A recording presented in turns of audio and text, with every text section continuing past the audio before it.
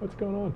Hey, I think I finally got it started. I don't know, but all right. Hi, everybody. I was thinking about this picker broken thing because I thought my picker was so broken. At some point in my 30s, I was like, I want an arranged marriage. And my friends were like, what? And I was like, yeah, I want an arranged marriage, but I'm not letting my parents pick somebody for me. I want you ladies to pick them. I wanted my girlfriends. And did they? No, they wouldn't. They wouldn't do it, huh? But it made me realize that thinking that you have a broken picker is really a frustrating place to be, because if you feel like you can't trust yourself to pick somebody for you, because it's gone wrong, again and again and again and again, it kind of creates this sort of like downward spiral of apathy. Right. Right. And I know for me, I'm a pretty optimistic person. Pretty upbeat. Yeah, definitely. Always looking for the silver lining. And the thing about that is I recognized that when it came to my love life, like before this manifestation, this version of me, right? I was so tied up in my career that I didn't really even think about the love stuff. Okay. Right? Because I'd had that horrible experience in my 20s. And so I kind of set it aside. I was like, that's just going over here in a cupboard, and I'm going to close the door and lock it with a key, And then when I really started thinking about my life, like I know what really changed for me. I was working on a shoot, a film shoot, and I was the production coordinator, and the production manager, who's right above me, was a woman who would keep everybody late into the night. Oh, that's annoying. Yeah, like especially Friday night. We never left before midnight.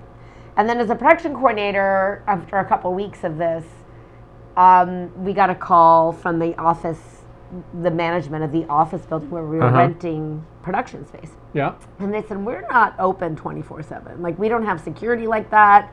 We don't want to be responsible for all of you. Like, most people leave this building by 6, 7 at the latest.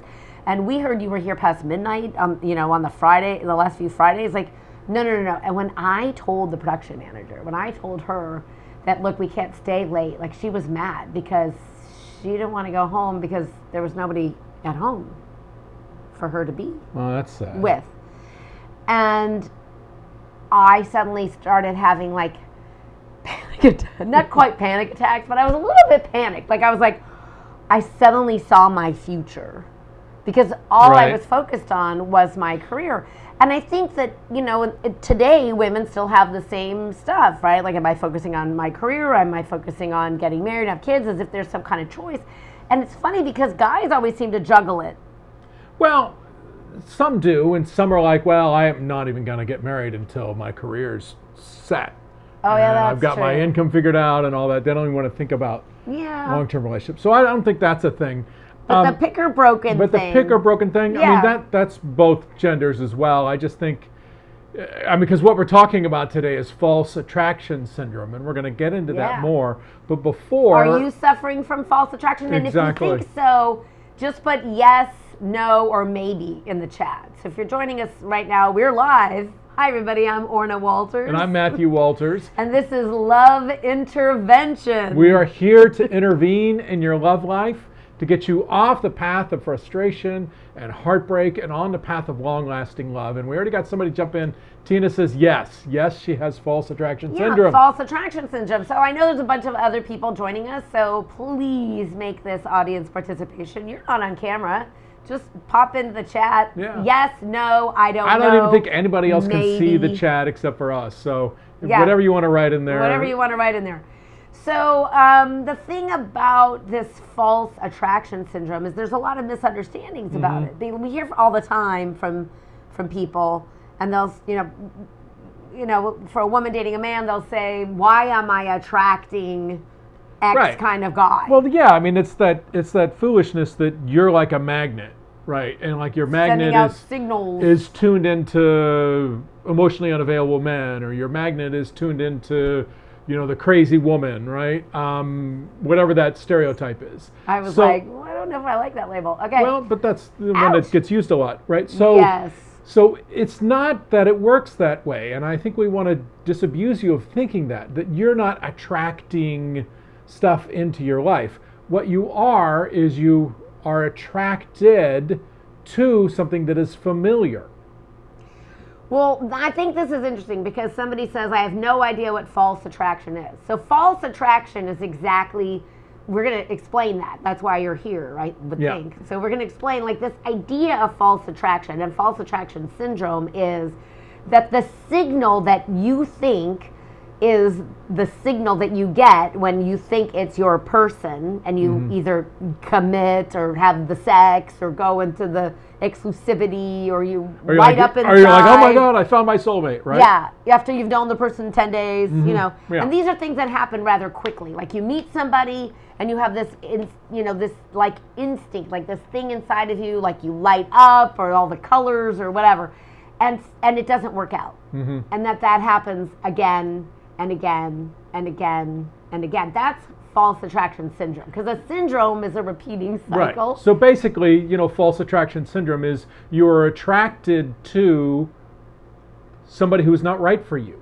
And you consistently find yourself in a pattern of being attracted to somebody who is not good relationship material, somebody who is a narcissist, somebody who cheats on you over and over and again. Whatever that pattern is that you find yourself stuck in over and over and over, because you're going off of this feeling and you're letting that determine who you end up going into a relationship with or who you end up going exclusive with, instead of going, well, is this person a good match? Is this person actually available for a relationship? Is this person actually capable of a relationship?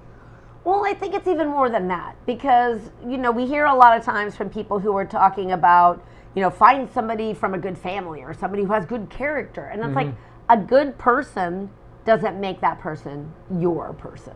Right. So I don't want to chunk it all together, because I think there's more that goes into it than just somebody who's available for a relationship. But I think if your pattern is somebody who's unavailable, like an addict of any kind is automatically not available for a relationship, because an addict is not emotionally available, period. So if you think about a codependent relationship, in a codependent relationship, one person's needs get met and the other person's don't. The other person's in sacrifice. So that's the addict is the person whose needs get met and whose needs matter, and the codependent is the person in sacrifice. And if what you're looking for is a match of interdependence. Right. And when you first start dating somebody that's a good match for you, you don't need that person. The idea is that you're a whole and complete person on your own as a single person, and you come together with another whole and complete person. And so this idea that somebody completes you automatically creates a codependent relationship. But when you think your picker's broken because you're stuck in this false attraction syndrome, because you keep ending up with the same situation, but it's a different face under there, right? You meet the person and you think, oh my gosh, this is so great. And then very quickly, 3 months or less or so, right? You're suddenly like, wait, this is the same situation I was just in. Like, oh, they're actually not emotionally available, or they're actually with somebody else. I had that happen. I remember I was working in a place with a lot of people, and there was this guy, and I thought he was cute, and we flirted for a bit, and he asked me out, and we went out, and he says to me at the end of the date, well, I'm also dating, fill in a girl's name, and we have an agreement we wouldn't date other people from work. So what's he doing on a date with you? Yeah. And you know what? I wasn't smart enough then to know better. Right. Because he was like, we're not exclusive. We just said we wouldn't date other people from work, so can we keep it on the down low? And you went, sure? I liked him, so I believed him. Oh. Are you laughing at me right now? Oh, I'm laughing at younger you. It's like, oh.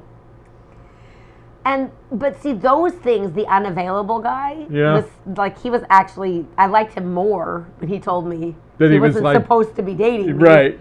Because then I felt special. Oh, yeah. Right? Yeah. And so there's this thing when somebody breaks their rules for you, you suddenly think, oh, I'm special. Like we had this male client recently, not beginning of the year, dating somebody, and we were still coaching him at the beginning of this, and it was interesting because he tells us, I met this person, right, and then within 2 weeks there, he's moving into her place. And we didn't find out until it crashed and burned about 6 weeks later, crashed and burned pretty quickly, that she told him she had an agreement with her adult children that were 2 girls, 2 adult young women, and they had an agreement that no men stay over at the house, much less stay over. He was started staying over right away, and then he was asked to move in 2 weeks. Right. And then I knew that was a red flag. And so I'm not saying it's a red flag if somebody wants you to move in 2 weeks, although I would think, yeah, it's kind of a red flag if you're, over 30. Don't rush. There's no rush. If you're going to spend your life with somebody, there's no reason to rush in so quickly. However, the red flag that I saw was there was an agreement of no men staying over, and then she broke the agreement, and then he felt special. Yeah. And I saw that younger version of me, which is why I'm sharing it. So if somebody is not consistent, like if somebody doesn't keep their own rules with you, that doesn't make you special. That means they actually can't keep an agreement, because the person who can't keep an agreement with themselves can't also keep an agreement with you. It's a definite red flag to pay attention to. Yeah. If I remember right, when he moved in, they actually had to move some other guy's stuff out of the closet To make room for his stuff. So, That's correct. So we're talking about false attraction syndrome. So I wonder, the person who said, I have no idea what that is, do you have a sense of what false attraction syndrome is now, after we've been talking about this idea that you're attracted to people who in some way are wrong for you, or are not a good match, or they're not a healthy match, right? And the people who would be a good match, you're not attracted to. You go, well, he's a nice guy, but I don't really feel any chemistry. Yeah. And you find yourself in that situation over and over and over again. That's another way that false attraction syndrome can show up, because you find yourself not attracted to somebody who's very available. We have a client right now who's in a relationship with this guy, and she comes from a background where, she's divorced from a man who is an addict. He's a recovered addict now, but while they were together, he was definitely not recovered, and it was one of the main reasons why the marriage ended. And when we started working with her, and she was just going through the dating process, certain guys would show up who would be hot and cold. When they were hot, and they were like coming on strong, and then they'd disappear for a couple weeks, and she wouldn't hear anything, and she'd get obsessed about these guys. She'd be thinking about them, and she'd be like, what do I do about so and so? And I'm like, well, you don't do anything, because he's sending you mixed messages. He's sending you mixed messages. And so she works her way through all of this, and then gets into a relationship with a really great guy, a guy who wants to talk to her every day, a guy who has great connection with his family, and just a great communicator. She's been in this great relationship for the last year. Exactly.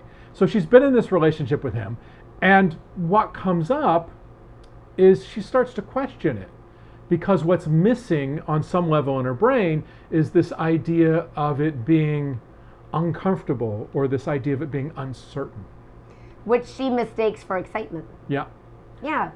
So the idea that we're talking about is understanding, and Matthew said it, but I really kind of want to hit the nail on the head here, because there's, go into TED Talks and Google attraction, what creates attraction, or just Google it, what creates attraction, right? Search what creates attraction. And there are all of these people saying, well, we're not really sure what creates attraction. And that's what's different over here, because we know what creates attraction. Right. You are wired to survive. So no matter what you've been through, you've overcome it. You're alive today. There's a part of your mind, your subconscious mind, that drives your behavior. It drives 85, 90, 95% of your behavior. Yeah. Is not your conscious mind. You know that you don't walk into a room and decide who's attractive and who's not. You don't make a conscious decision to go, oh, Jim in the corner, yeah, he's hot, and Gary over there, he's not. You don't consciously do that. It's just something that happens inside of you on autopilot. It happens like a snap of a finger. Well, let's say this. Let's say Jim and Gary are both 6'2", with blonde hair and blue eyes, and they're both physically in good shape. Well, I wouldn't like either one of those guys because No, I don't know. like blondes. But we're just using this as an example, right? But you're taking it in a different place. Well, no. But I want to say the difference about it isn't that they physically appear to you different. It's that one of them, there's something about him that's like, wow, there's something. There's a charge. There's a charge. There's an interest. There's something. And the other one's like, yeah, he's a good-looking guy, but whatever, right? What is it that makes that distinction between these two people? And so, I mean, I would always choose the addict. I mean, over and over and over. I would say put 100 guys in a room, all of them dark hair, light eyes, like you. Well, the gray now, but green eyes and dark hair, the way he came originally. And make 100 guys, all dark hair and light eyes, green or blue eyes, and make one of them an addict and make 99 of them not. I would pick the addict every day of the week and twice on Sunday. Yeah. So when you recognize that it's not that you're attracting, like you're sending out signals to a particular kind of person that meet like a homing pigeon, they come home to you. That's not how it works. You're attracted to what is familiar.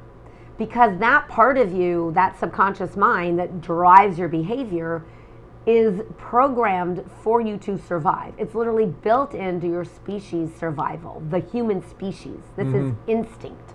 And your instinct says, if I bring, Sally, the same situations over and over and over again, she's likely to survive. But the mix-up in there is that your subconscious can't judge. That happens in your big prefrontal cortex, and it doesn't happen until around age 8, 9. Like, you look at how education changes. And what happens after age 8, 9 is you can start analyzing things, right? If you look at education, little kids are just kind of memorizing stuff. 2 plus 2. They don't have critical thinking abilities, or analytical 2 plus thinking 2 abilities. is 4. That 4 really plus 4 is develops 8. around 8, 9 years old. Yeah. And so your critical thinking develops as you age and your brain develops. And once you're past that age of 8, 9, you can now start analysis, right? And some of you are caught in like an analysis paralysis. Who here has trouble making the decision? Is this the right person for me? I don't want to settle, and you struggle with making a decision. I'm just curious. Say no, I don't, or yes, I do. Who has trouble making decisions about getting into a committed relationship? Are you over-analyzing it, right? We're kind of in this analysis paralysis situation here, right? So Tina says, me, thanks for sharing. I appreciate it. Because a lot of people get stuck, like, I don't know, right? And there's all this processing about it. And it's all spinning up in here. We call that blender brain, right? So when you are walking to that room and you're looking for, who stands out for me, the familiar will pop. The familiar is going to pop. So where our clients say to us all the time is, they go, wait a second, you're telling me that the feeling I think is the right feeling, whatever that is for you. The thing that I think is attraction, or that I found my person, right? Yeah, that sense. Like, we have one client that says, I don't know, I get to a place and getting to know somebody, and it's like this switch either flips or it doesn't. And when it flips, I think, this is my person. And so whatever that sensation is for you, at some point our clients say, wait a second, what you're telling me is that thing I think, the signal of this is my person, actually is not it's my person, it's the same kind of person. I'm going to end up in the same place, as in not in the relationship I want. Exactly. And we say, correct. So we call that a false positive, right? False attraction syndrome, false positive. I think this is the person, ding, ding, ding. And then you're like, oh man, how did I end up there again? And then you feel duped. And you feel like, how did this happen? And then it happens again and again and again. And I don't care if you're in your 20s, your 30s, your 40s, your 70s, your 60s. We've had clients all over the scope and everywhere in between. And the thing is when you realize that it's not about finding the person, but it's about finding the right person that's the match for long-lasting love. And that means you make a recipe. You make a recipe. It's not my recipe. It's not Matthew's recipe. It's not Tina, who's piping up here in the little chat box for us in there, right? It's not her recipe. Tina has to make her own recipe. And you have to make your own recipe. And one of the things that has to be like a tick box on the list is attraction. So you can't go without attraction. So there's two things going on here. We all know what a false positive is on a test. right? Like you take a pregnancy test, and let's say you were hoping to get pregnant, and suddenly you're like, oh, then you get your period. You're like, I thought I was pregnant. Oh, I'm not. Or the other way around. I thought I was pregnant. Oh, and then you get your period. You're like, oh, thank goodness, right? But a false positive is not a correct positive. And we all know through this whole COVID thing what a false negative is, right? Because a lot of us had false negative COVID tests, right? We're taking the test at home, and we're like, I don't have it. And then you get sicker and sicker, and you're like, oh, man, you go get a PCR test, and you're like, I actually do have COVID. So tests come with false positives, and they also come with false negatives. False negatives when it comes to attraction are really interesting because it's literally not seeing something. Yeah, it's a negative hallucination. It's right in front of you. It's right in front of you, but you don't see it because it's so close, you don't see it. You have to get a different perspective, and then poof, it pops. We've actually had this happen with clients. It happened with us. Right. Well, yes. Well, let's go there in a second. But we had one client who she was divorced, and she thought, she couldn't get out of the whole situation with her ex, and she was in this entanglement, and finally she broke the entanglement. And when she then found her guy, it was a guy she already knew. It was a guy who was already in her life. Yep. And now they're married. They're happily married. That happens a lot. But she didn't see him before because the subconscious program was still running the old story. She needed to change that subconscious program into a new one in order for that false negative to become a positive. And not a false positive, an actual positive. Yeah, the positive, like, ooh. I mean, Matthew and I, we were both dating online, and we were both dating in person, and meeting people all over. We just happened to meet through a business networking group.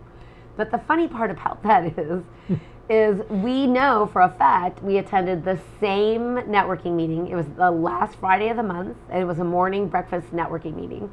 And we were both in that room for that breakfast meeting for at least a year. It was a little over a year, I think, that we calculated back then.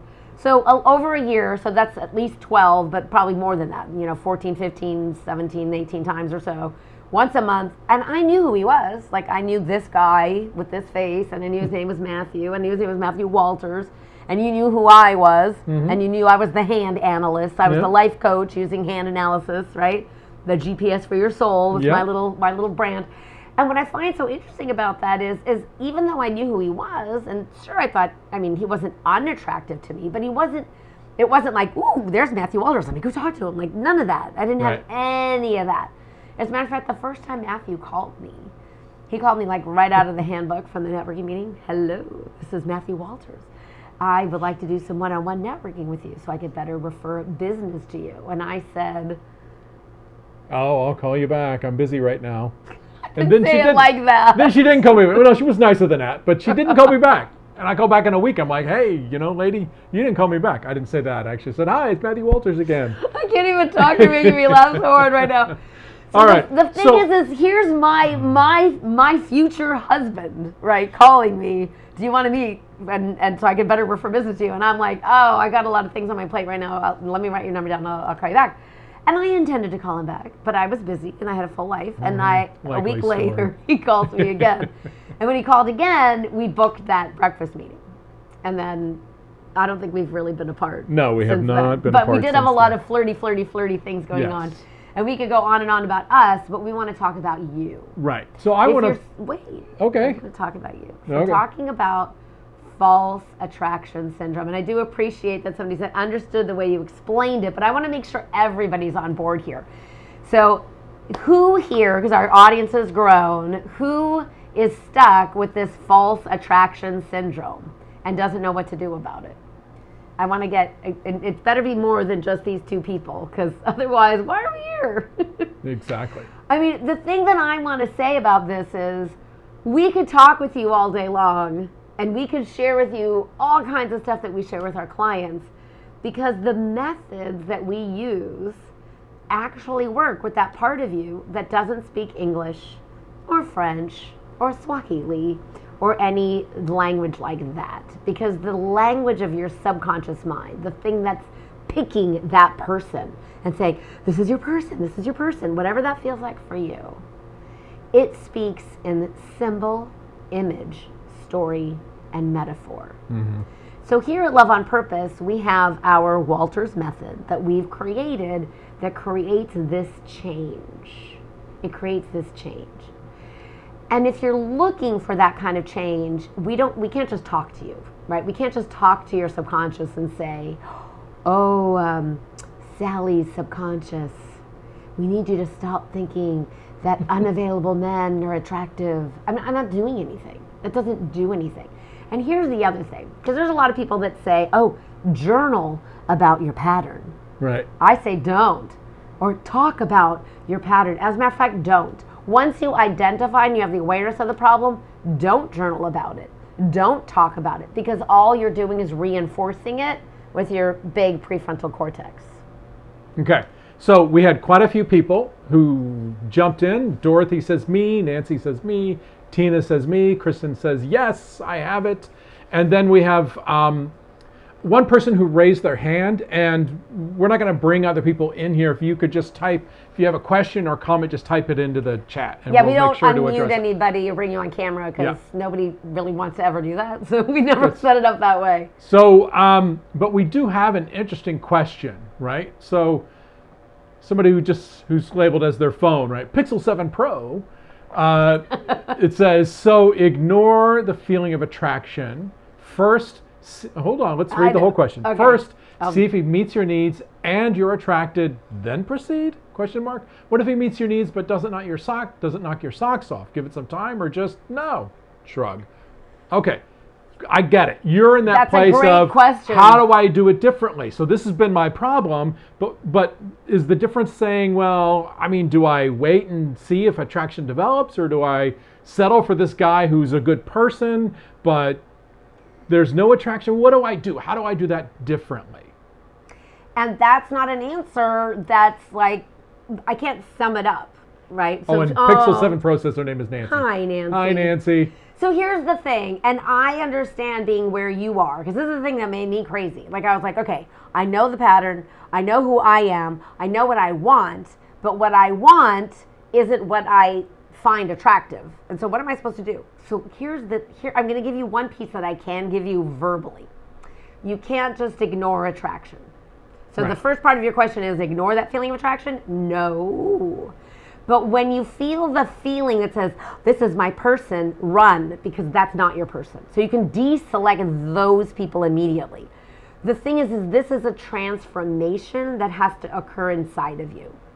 So just like a little caterpillar that turns into a butterfly, do you know that the caterpillar completely liquefies inside there to become the butterfly? The caterpillar literally has to die for the butterfly to emerge from the cocoon. And so in a sense, that part of you has to die off, and this new way of being has to emerge. Mm-hmm. And that doesn't happen in a 10-minute whatever, right? And it doesn't happen here in your big prefrontal cortex. So I want to do this. So somebody else chimed in, and this is very similar, so I'm going to read it. Kristen says, so what I've recently recognized is that major instant chemistry is not love, which is awesome. Bingo. Great realization. What I think it's about looking from the heart, and the attraction can grow over time. Okay, so let's do this for a moment. Everybody just get present, right? Find yourself sitting or standing where you're standing. Get present to the room around you. If you're driving, don't do this. If you're driving, don't do this. But I want you to think about the last person that you felt that wow, attraction. Nancy called it knock your socks off, right? That feeling that's like you're just head over heels, like it's really intense. And I want you to get in your body. I want you to think about what that feels like in your body. Does it feel like really exciting? Does it feel maybe a little overwhelming? Does it feel like you're floating a little bit? Do you obsess about that person? And when these feelings start showing up, that's a great example of false attraction syndrome. That's like your body telling you, this is familiar, this is familiar, this is familiar. But it doesn't say this is familiar good or this is familiar bad. It just says this is familiar. This is your pattern revealing itself. And so yes, when you have that major instant chemistry, stop, slow down, because that's a signal from your subconscious, especially if you've noticed that you struggle with this, right? This isn't necessarily for everybody 100% this is true, but it's true for people who find themselves picking badly, picking the wrong person, picking people who aren't good for them.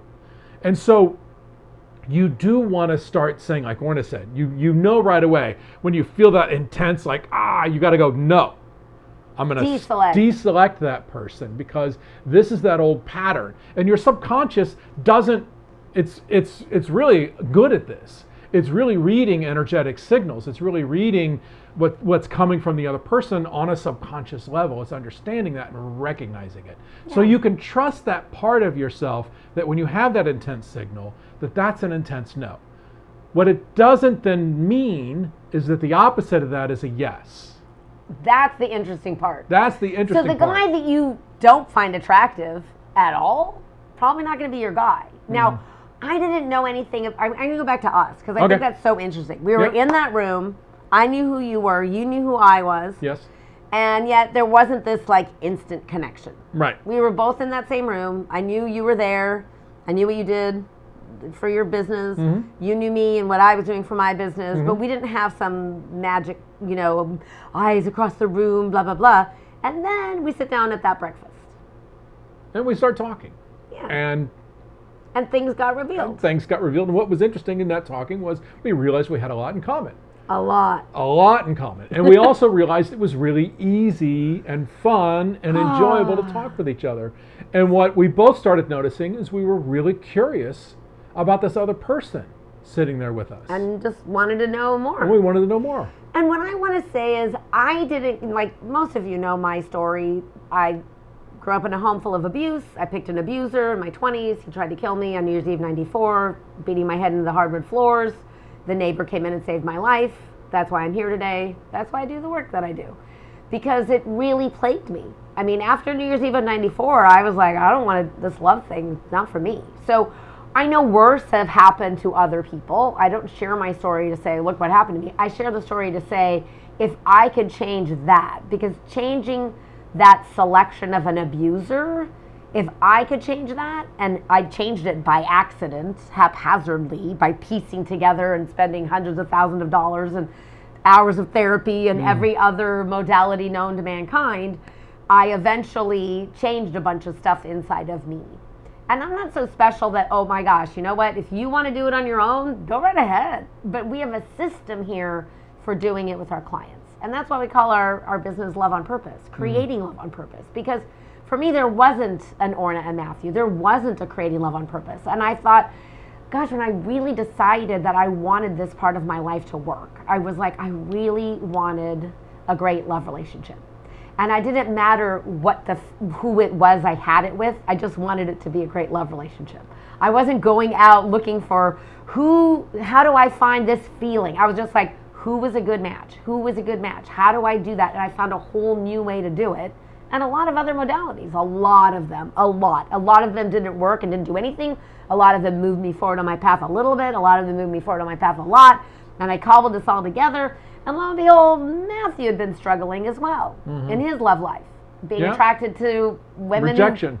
who didn't like him. I was attracted to rejection. Yeah. In fact, I had a crazy relationship the summer before I connected with Orna, with this woman who would subtly and not so subtly reject me just about every time we talked. And it was like catnip. It was like, tell me more about what's wrong with me, right?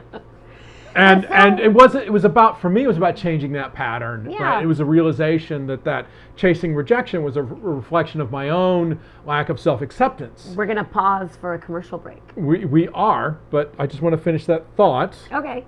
It was about realizing that my attraction, and this is a big part for all of you to understand, because we always say that the love you seek is inside of you, and it is reflected back to you through the eyes of your beloved. And if what is reflected back to you is unavailable, or is an addict, or is something, that there is a wound inside of you that is highlighting those people as familiar. Yep. And that's why you're attracted to what is familiar. Yep. So, hi everybody, I'm Orna Walters. I'm Matthew Walters. This is Love Intervention. We are here to intervene in your love life.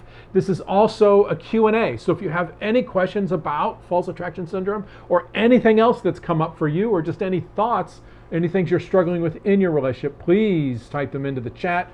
We are here to be of service to you. And we're here to get you off that path of frustration and heartbreak and on the path of long-lasting love. Now, we struggled ourselves. We didn't get together until we were over 40. Yeah. Right? And so it's not like we're college sweethearts or high school sweethearts, or we just met and magically and fell in love and all of that. Oh, Tina's got a great question. We're going to go there. All of that just happened magically. No, it took us a lot of work, a lot of struggle, a lot of heartbreak before we learned, oh, this is why we struggle. This is what I'm doing wrong. Oh, this is how I can do this better. Oh, this is how I can change that story. Okay. So I'm going to go another way. I know you want to talk about that question. Yeah. We're going to get to Tina's question in a second. But I think this is what we want you to understand is attraction, the chemistry. That's like that hum of feeling.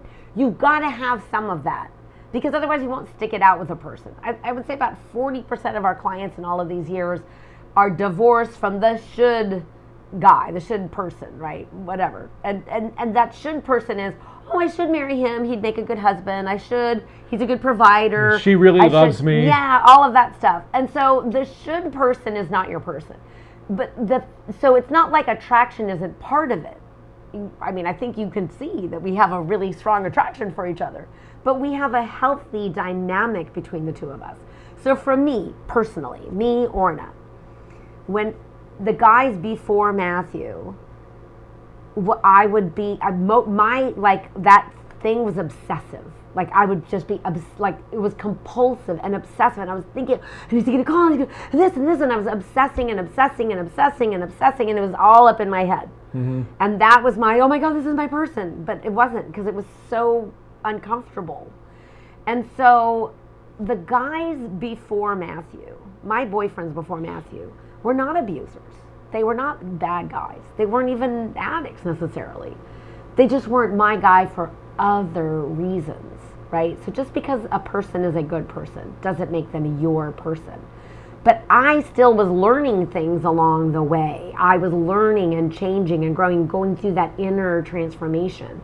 So that eventually when I got to Matthew, I was like, oh. And then the feeling with Matthew from that breakfast onward never reached that obsessively. I just never had all of that angst and anxiety and discomfort of wondering anything. I mean, Matthew literally showed me every step of the way that he wanted to be in a relationship with me, mm-hmm. and that he wanted to scoop me up and take me off the market and make sure I wasn't seeing anybody else, and then and wanted this relationship to progress, and that he was interested in marriage. And we had already established that we weren't interested in having kids. I didn't want any, he didn't want any, and neither of us had any, so we don't have any. We've got kitty cats instead. And so when we say this, and I'm going to answer your question, Tina, because I if you remember the movie Moulin Rouge with Ewan McGregor and Nicole Kidman, my friends thought I'd gone off the deep end, because I can't even tell you how many times I saw that movie, like probably more than 20 times. And I was obsessed with it because it takes this line from the song Nature Boy that was sung by Nat King Cole. And the line is, the greatest thing you'll ever learn is just to love and be loved in return. And if you know the movie, you know it plays an important part in the movie, that line from the song. The greatest thing you'll ever learn is just to love and be loved in return. Because the most important decision you'll ever make is who you share your life with. And most of you are doing it by accident. Mm-hmm. We don't even have the right languaging for it. The language we have is, I fell in love. Like I slipped in a banana peel and I landed on Matthew. Like, that's kind of ridiculous, right? Because what you want is for love to last. And so what Matthew said earlier is something we say all the time. It's an Orna and Matthew quote. And we say it like this: the love you seek is inside of you, and it is reflected back to you through the eyes of your beloved. Mm-hmm. So, can you look at me though? Yeah. Because I looked for you. Yeah, there it is. I see. Hi. The love you seek is inside of you, and it is reflected back to you through the eyes of your beloved. And it's hard for people to understand that. So we came up with an equation, and the equation goes like this. Emotional mastery plus, so an equation, self-love equals soulmate love. Emotional mastery plus self-love equals soulmate love.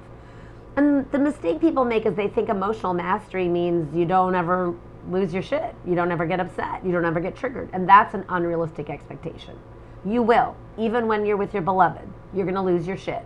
You're going to have a miscommunication. You're going to have a conflict. You're going to have an argument. We are very passionate people. Both of us are very passionate people. Mm-hmm. And so sometimes we have a passionate argument. So it's not about whether there's conflict. If you avoid conflict, you'll never meet your beloved. You'll never be able to know who's your soulmate if you're just avoiding conflict. Because the conflict is there to create a deeper connection. So just because there's conflict in a relationship doesn't make that person not your person. Just like, okay, if I can't trust by who I'm attracted to, does that mean I ignore attraction altogether? No, you're looking for the inner transformation. So it's funny that we call ourselves dating coaches to some degree, right? We don't really. We actually call ourselves soulmate coaches. But one of the reasons we don't call ourselves dating coaches is because when we start with a client, we don't start with dating. Because the inner work has to be done first. Some of that is that emotional mastery. Some of that is about that self-love. And some of it is about guiding people to make their own recipe. Right? I want to jump in here about this idea that the love you seek is inside of you. Okay. And some of us, that can be difficult to understand or accept because the voice inside of us is not very loving and not very kind. The voice inside of us isn't accepting of us the way we are. But what we want you to understand is if the voice inside of you is not kind or accepting, then what is reflected back to you that is recognition, that is a similar vibration, is something that is not kind or loving. So how is that? That's If you are sending out a signal, which you're not, but if that's the piece. You're looking for the familiar. You're looking for the familiar, right? So it is about this piece of how do you love and accept yourself so that then you can receive love from somebody who's capable of giving it. Because if you find yourself attracted to unavailable people, it's because on some level you're not open to actually receiving love. And that's why when you meet that person, whether it's a guy or a woman, right? Because I used to meet these women all the time. And they'd go, wow, you're really cute, you're really smart. And they'd be flirting with me and they'd want to, bat their eyelashes. Bat their eyelashes and everything. And I'd go, what's wrong with you? Would be my first thought, right? And then the second thought after a while would be, well, wait till you get to know me. We'll see if you still feel this way. Ouch. Because I didn't like myself. I had a really negative inner voice. And so when I met a woman who reflected that back to me, who said, well, you're cute, but there's something not quite right with you, I'd be like, yeah, you're right. Or they'd say, like, I don't think this is going to work. I don't think this is going to work. I'd go, okay, and I'd be all in. But if they'd say, I'm completely available for you, I'd be like, yeah. I don't think so. I don't think so. No, that doesn't feel right. No, that's not right. And so if you find that you have some version of that, right? It's like where this guy who shows up, who's a great guy, who wants to take care of you, wants to help you, wants to make you happy. And he's not unattractive, right? He just doesn't light your boat in the same way. Light your boat? I don't know. He doesn't float your boat in the same way. He doesn't light you up. And so you're like, yeah, he's a good guy, but I think part of the reason why you don't feel any of that stuff there is because your own inner story about love is not positive. It's not loving. It's not accepting. It's rejecting in some way. And so that's why you're stuck in this pattern, because it is how you love yourself that is how you are able to then receive love from others. Yep. Is another way of saying that. And if you're not loving with yourself, like I had a really, really awful inner critical voice. And I spent like a decade. With that Louise Hay. It's like her main affirmation. I love and approve and accept myself. Mm-hmm. I love and approve and accept. I have a song. I have a love and approve and accept myself song. And sometimes I still sing it to myself because sometimes I need a pick-me-up. Why do we like those motivational songs that pick you up? And so, we're here to say your picker isn't broken. you have a pattern of picking a particular kind of person. You might just have that pattern like that is one kind of person, or you could be a little bit more complex, because people are pretty complex. Mm-hmm. And there can be two. And it doesn't necessarily go A, B, and back to A again. It could be A and B and B and then A and then A and then A and then B and then A and then B, B, A, B, yeah. Whatever. So you might be somebody that has two kinds of people that you flip back and forth from, and neither one of them are it. You know, it's like the way most people feel like when they go to vote. I don't want to pick either of these people, right? It's like that. So you might be more complex like that, or you might be like me, where it was pretty much consistent, unavailable. I remember doing like a relationship history, looking for the common. You know, a lot of times when we say people like chart your relationship history, right? And they're like, oh, all the women I date or all the men I date, they're all very different. And we're like, no, you're the common denominator. What was going on with you, that's the same. So there's a number of different ways to do that sort of relationship history. And those exercises are helpful because they get this part of your brain on board with the cocoon and the transformation that needs to happen over a condensed period of time. Mm-hmm. And if you're looking to cocoon and have an inner transformation, we have a great opportunity for you to join us for our Love on Purpose mentoring program. We have a few spots left. Once it's full because it's a small group. Love on Purpose mentoring starts September 9th. It is called an intensive, not because it's intense, but because we need people to be getting into that love seat close together. We don't want it weeks and weeks and weeks apart. Right. So we're meeting twice a week, Saturdays and Wednesdays. If you're a person that's like in Europe and you're listening to this when it's not 2 a.m, awesome. You know what? You can join us on Saturday. And if you live in Australia and you can only do the Wednesday evening ones and not the Saturday ones, great, that's fine. You can let us know when you're available to get into your love seat sessions. But here's the cool thing about Love on Purpose mentoring. There isn't any content for you to sift through. Every person gets 2 turns in the love seat with our Walters method, and we're coaching you for that inner transformation that we're talking about to change this thing inside, the inside parts. And what you need may not be what someone else's needs. But when you hear us working with someone else, you hear us very differently. You will actually get benefit even when other people are having process work in the love seat in our Walters method processes. As a matter of fact, we had somebody, she has a unique name, so I'm not going to say her name, but she was in our group last year, and she was just blown away. She said, I can't believe how much I shifted when you were working with someone else in the love seat. Yeah. Bam! Because you ride the coattails of someone else's work. And when you have a sacred small group like this, a theme will emerge. And so we'll always go deeper into the theme when it gets identified for the group. So if you're moved to join us, go to Love on Purpose Mentoring. All the details are there. We're not going to go on and on about it, but we did want to share with you that we still have a few seats left, because once it's sold out, it's sold out. And we're in the middle of writing a book, so we're not going to do a lot of these groups. We don't plan on doing more. We had like 3 people beg us to do another one, so we had 3 seats go before we even opened up the doors. Let's see what someone else is asking here. They say, I have a habit of having men in my life. I say I want a relationship, and I have a lot of really good male friends and no relationships. I don't understand that. Is there a question? Do you understand I think it sounds like, this is Maria, I think it sounds like you're not emotionally available. You say you want a relationship and you have a lot of really good male friends, so you're spending time, you're sending signals out to men that are telling them you're not available, right? That could be mixed messages. It could be mixed messages. It could be your heart's closed off in some way. It could be that you're showing up in your masculine energy, and so you're showing up as one of the guys. There's quite a few things that could be happening there. There's actually a lot. I could think of like 5 others. My brain is going so fast filling in now that I understand what that is. Tina says, what do you mean you have a pattern of picker? No. I was saying you have a pattern of picking.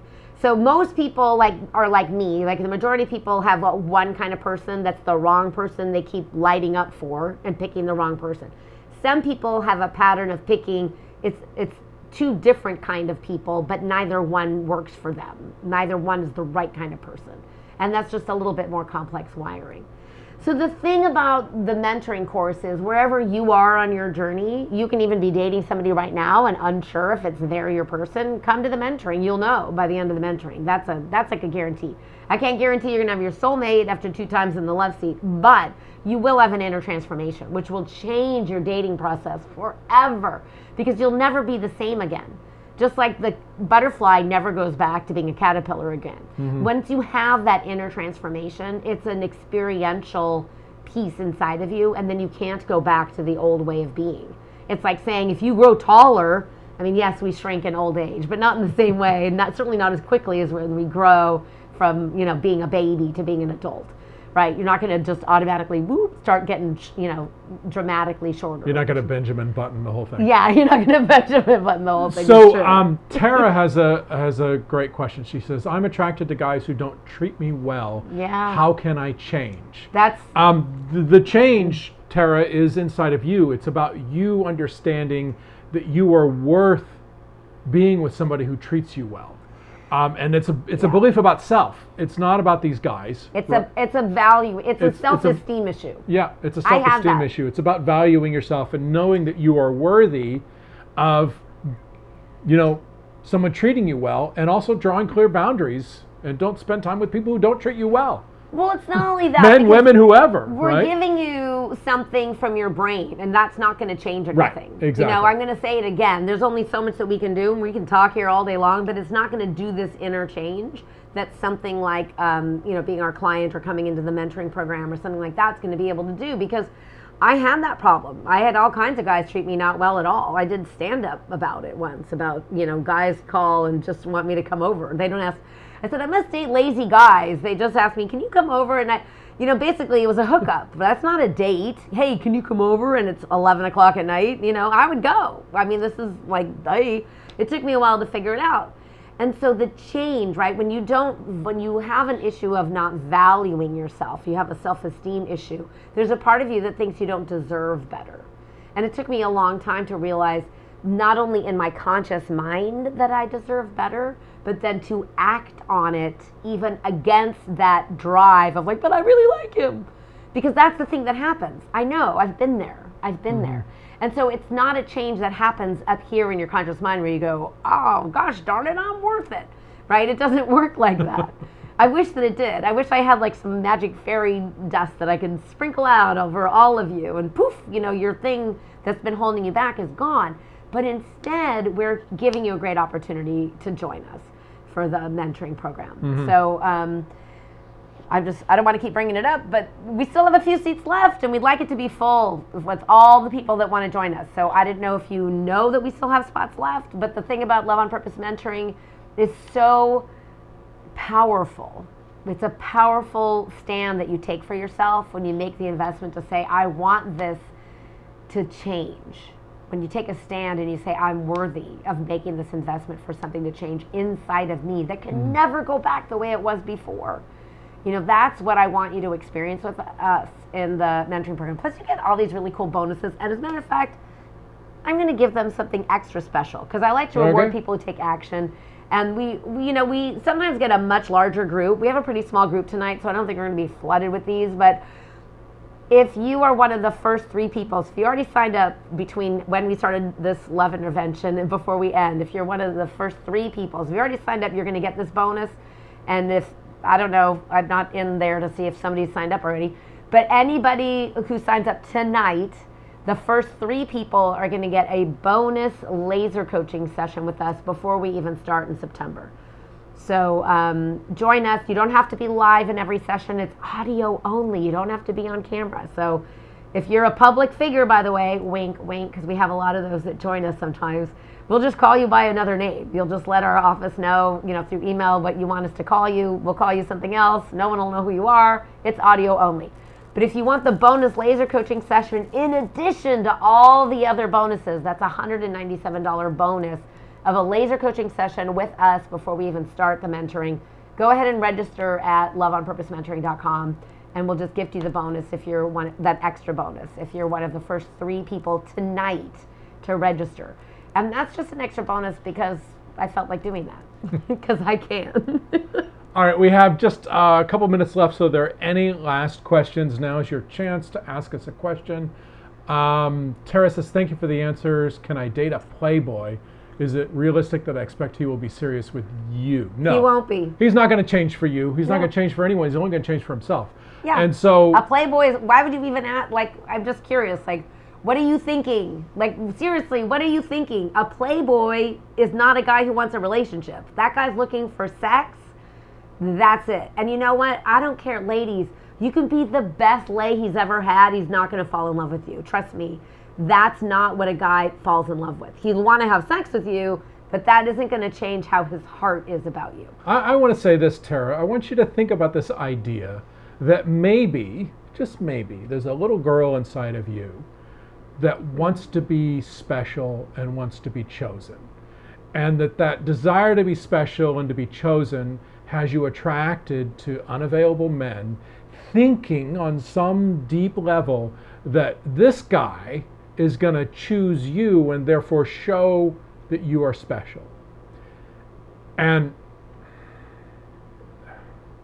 you have to decide that you first. have to decide that you're special first. Nobody's going to bestow that on you. That comes from inside of you. And so it is about this idea of self-esteem. It is about this idea of really transforming that relationship with yourself. We'd love to see you in the mentoring because we can help you with that. I know We can help you with that. I mean, absolutely. we know that journey. And so, yeah. Anyway, I want to thank everyone for joining us and all the great participation we had tonight. Thank you. It was so much fun. We'll be back in 2 weeks. Yeah. We're going to be back on August 22nd. Today is 8/8, so it's like Infinity Day. 8 on the side is an infinity symbol. Matthew and I have this little joke where I say, one of us says, I love you, and the other one says, I love you more. I love you, infinity. There you go. She wins. I win. So it's Infinity Day. So if you have some intentions that you want to set for yourself today, today's a magic day. And we'll be back on another magic day, 8/22. So if you like it when the numbers repeat, that's a good day. We'll be back for the next love intervention where we're answering your love and relationship questions. We always start with an episode topic.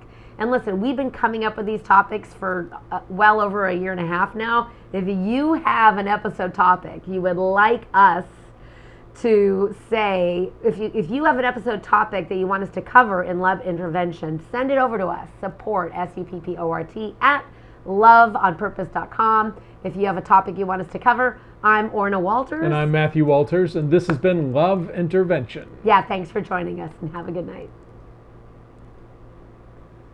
I don't know what that